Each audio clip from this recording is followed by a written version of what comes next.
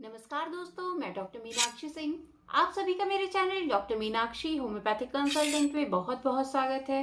तो दोस्तों, आज की वीडियो में मैं आपको बताने जा रही हूँ लंबर स्पॉन्डिलोसिस के बारे में कि लंबर स्पॉन्डिलोसिस क्या है, इसके पीछे क्या कारण हो सकता है, क्या क्या आपको लक्षण देखने को मिलेंगे और साथ ही साथ हम जानेंगे कि इसके लिए आपको कौन से टेस्ट कराने चाहिए और साथ ही साथ बात करेंगे इसके कुछ बेस्ट होम्योपैथिक मेडिसिन के बारे में जिससे कि आप लंबर स्पॉन्डिलोसिस से निजात पा सकते हैं। तो अपना वीडियो स्टार्ट करने से पहले मैं आप लोगों से कहना चाहूंगी कि अगर अभी तक आपने मेरा चैनल सब्सक्राइब नहीं किया है या फिर आप मेरे चैनल पर नए हैं तो इसको सब्सक्राइब जरूर कर लें और साथ ही साथ बेल आइकन बटन जरूर दबाएं जिससे कि जब मैं अपना अगला वीडियो अपलोड करूं तो उसका इन्फॉर्मेशन आप तक पहुंच सके।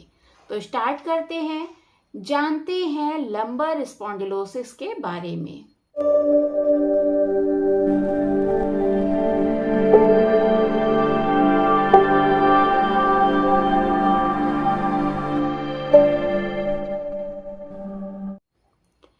तो सबसे पहले हम जानेंगे कि लंबर स्पॉन्डिलोसिस क्या है।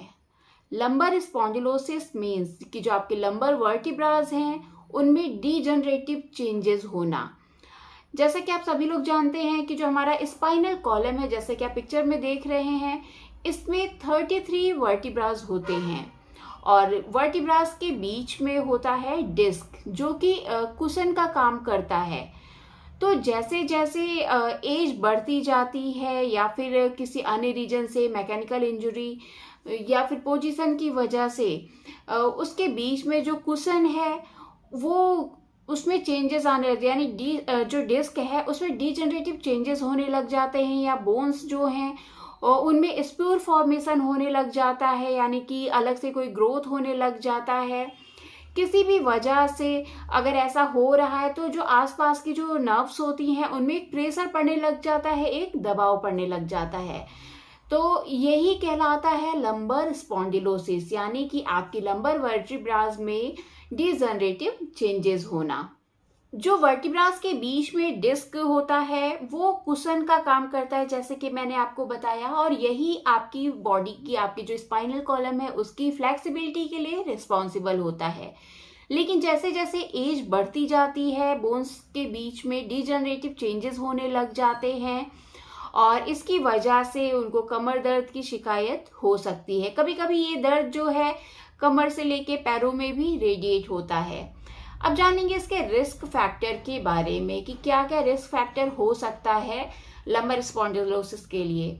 तो इसमें जो मेन, जैसे कि मैंने आपको बताया, एज रिलेटेड फैक्टर, अगर आपकी एज ज़्यादा है तो आप में ये दिक्कत हो सकती है। साथ ही साथ अगर आप ओबेज है, आपका वजन बहुत ज़्यादा है, तो उसकी वजह से आपके जो स्पाइन है उस पर प्रेशर पड़ेगा और इसके कारण से भी आपको लंबर स्पॉन्डिलोसिस की परेशानी हो सकती है। इसके अलावा अगर आपका काम ऐसा है कि आपको बहुत ज़्यादा देर तक बैठ करके करना पड़ता है तो उसके कारण भी ये दिक्कत आपको हो सकती है।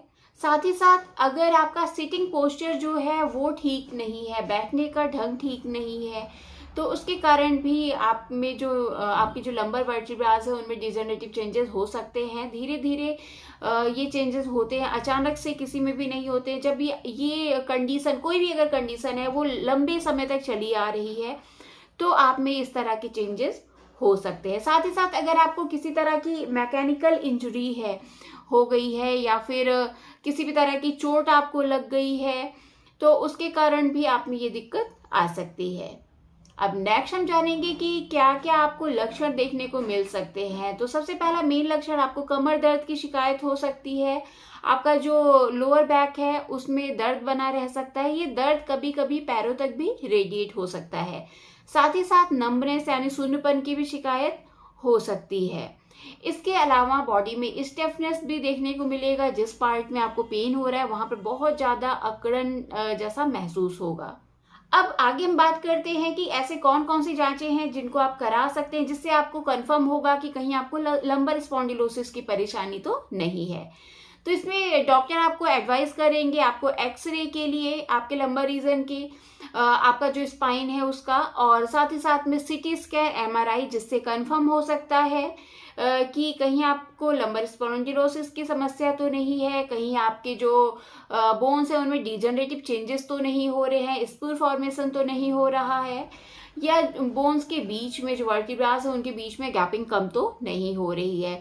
तो इन सभी को जानने के लिए आपको एक्सरे सबसे पहले एडवाइस किया जाएगा। उसमें अगर कोई परेशानी होगी आगे फिर सीटी स्कैन और एमआरआई के लिए एडवाइस करते हैं। अब हम बात करेंगे सबसे मेन थिंग इसके ट्रीटमेंट की, कि होम्योपैथिक में ऐसी कौन कौन सी मेडिसिन है जिससे कि आप लंबर स्पॉन्डिलोसिस को ठीक कर सकते हैं। तो लंबर स्पॉन्डिलोसिस के लिए होम्योपैथी में बहुत ही इफेक्टिव मेडिसिन हैं जिनसे कि आपकी जो परेशानी है आप उनको धीरे धीरे आपको उसमें आराम मिलेगा। तो आज मैं आपको कुछ खास होम्योपैथिक मेडिसिन बताने जा रही हूँ। आपके साइन सिम्टम्स के अकॉर्डिंग आप उस मेडिसिन को सिलेक्ट कर सकते हैं। और साथ ही साथ अगर आप इस डिजीज के रिगार्डिंग या किसी अन्य डिजीज के संबंध में मुझसे अपॉइंटमेंट लेना चाहते हैं तो नीचे दिए गए लिंक पर जा करके आप मुझसे अपॉइंटमेंट भी ले सकते हैं। तो बात करते हैं इसकी होम्योपैथिक मेडिसिन के बारे में।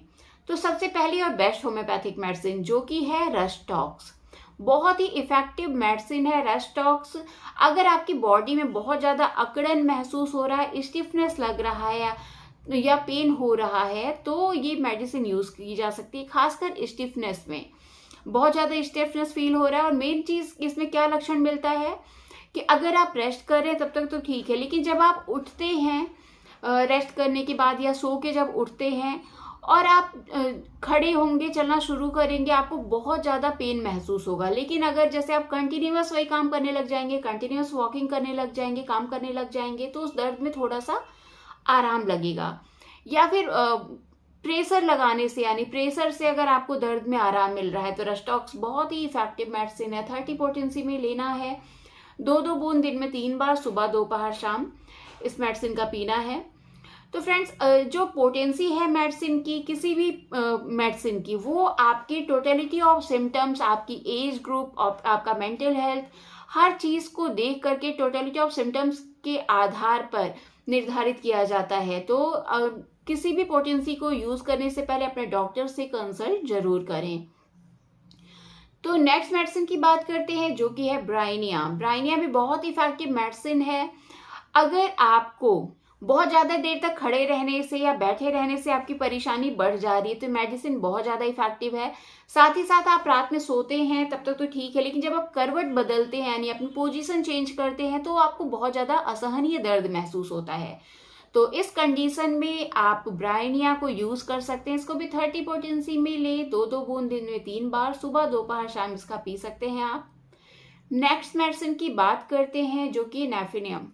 नेफिलियम जो है मेनली अगर आपके नर्व्स में पेन है, नर्व्स में प्रेशर है, जैसे कि मैंने आपको बताया कि किसी किसी पेशेंट में जो आसपास की जो नर्व्स होती हैं वर्टिब्रास की, उनमें प्रेशर पड़ने लग जाता है स्पूर की वजह से, तो उसकी वजह से जो नमनेस महसूस होता है नर्व्स में प्रेशर की वजह से, अगर ऐसी दिक्कत आ रही है तो नेफिलियम को आप यूज़ कर सकते हैं। बहुत ही इफेक्टिव मेडिसिन है। इसको भी 30 पोटेंसी में ले, 2 बूंद सुबह दोपहर शाम इस तरह से आप इसको ले सकते हैं। नेक्स्ट मेडिसिन की बात करते हैं जो कि है कोलोसिंथेसिस। कोलोसिंथेसिस भी बहुत ही अच्छी दवाई है। अगर आपको बैकएक की शिकायत है, यानी आपको कमर दर्द की परेशानी है, लंबर स्पॉन्डिलोसिस की परेशानी है और आपका दर्द जो है लेफ्ट साइड के लेग में रेडिएट हो रहा है, यानी कमर से दर्द जो है लेफ्ट साइड में नीचे पैरों की तरफ जा रहा है, तो ये मेडिसिन बहुत ही इफेक्टिव है। इसको आप मदर टिंचर फॉर्म में लें। इस मेडिसिन की 10-10 बूंद आप पिए दिन में 3 बार, 1/4 गुनगुने पानी में डाल करके इसका आप ले सकते हैं। अगली मेडिसिन की बात करते हैं जो कि है एस्कुलस। एस्कुलस आपको कब लेना है? एस्कुलस जब आपके लोअर बैक में पेन हो, आपकी जो त्रिकास नीचे की जो बोन है उसमें बहुत ज़्यादा दर्द हो रहा है, आप जब पोजीशन चेंज करते हैं यानी आप बैठे हैं, बैठ करके जब आप उठेंगे तब आपको एक इंटॉलरेबल पेन होगा, बहुत ज़्यादा कमर दर्द की शिकायत हो सकती है। अगर ऐसे लक्षण हैं तो एस्कुलस को आप 30 पोटेंसी में ले, 2-2 बूंद दिन में 3 बार, सुबह दोपहर शाम इसका पी सकते हैं। बहुत ही अच्छी, बहुत ही इफेक्टिव मेडिसिन हैं। आप अपने सिम्टम्स के अकॉर्डिंग मेडिसिन इसमें से अगर आपको लग रहा है कि मैच कर रही मेडिसिन तो आप ले सकते हैं। अदरवाइज आपके नियर बाई जो होम्योपैथिक फिजिशियन है आप उनसे भी कंसल्ट कर सकते हैं पोटेंसीज के रिगार्डिंग या मेडिसिन के रिगार्डिंग, या आप मुझसे अपॉइंटमेंट लेना चाहते हैं तो जैसे कि मैंने आपको बताया नीचे दिए गए लिंक पर जाकर के आप मुझसे डायरेक्ट अपॉइंटमेंट भी ले सकते हैं। साथ ही साथ अगर मेरे द्वारा बताई गई कोई भी होम्योपैथिक मेडिसिन आपको मार्केट में अवेलेबल नहीं हो पा रही है तो नीचे दिए गए व्हाट्सएप नंबर पर जा करके आप मुझे मैसेज कर सकते हैं, मेडिसिन आपको इजीली अवेलेबल करा दी जाएगी। तो दोस्तों आशा करती हूँ कि आपको आज का वीडियो इन्फॉर्मेटिव रहा होगा। अगर इन्फॉर्मेटिव रहा है तो उसको लाइक जरूर करें, साथ ही साथ अपने फ्रेंड्स के साथ, फैमिली मेंबर के साथ शेयर करना बिल्कुल भी ना भूलें। तो मिलते हैं फिर नेक्स्ट वीडियो में इसी तरह के कुछ इन्फॉर्मेटिव डिजीजेस के साथ और उनके होम्योपैथिक ट्रीटमेंट के साथ में। तब तक के लिए थैंक यू, बाय बाय।